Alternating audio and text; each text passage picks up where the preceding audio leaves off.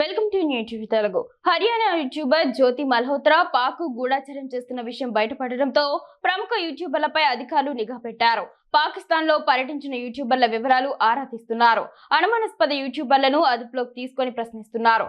ఇందులో భాగంగా సన్నీ యాదవ్ ను కూడా అదుపులోకి తీసుకొని విచారిస్తున్నారు. మత విద్వేషాలను రెచ్చగొట్టే జకీర్ నాయక్ ను సన్నీ యాదవ్ ఇంటర్వ్యూ చేశాడని, ఇందుకు సంబంధించిన వీడియోలు అతడి యూట్యూబ్ లో లభించాయని అధికారులు తెలిపారు.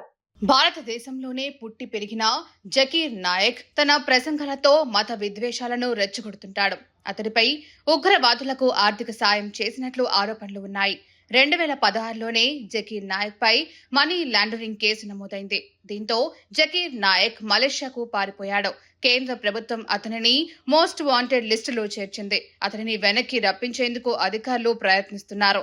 మోస్ట్ వాంటెడ్ క్రిమినల్ తో భయ్యా సన్నీ యాదవ్ ఇంటర్వ్యూ వీడియోలు బయటపడటంతో ప్రస్తుతం వారిద్దరి మధ్య సంబంధాలపై ఎన్ఐఏ అధికారులు ఆరా తీస్తున్నారు.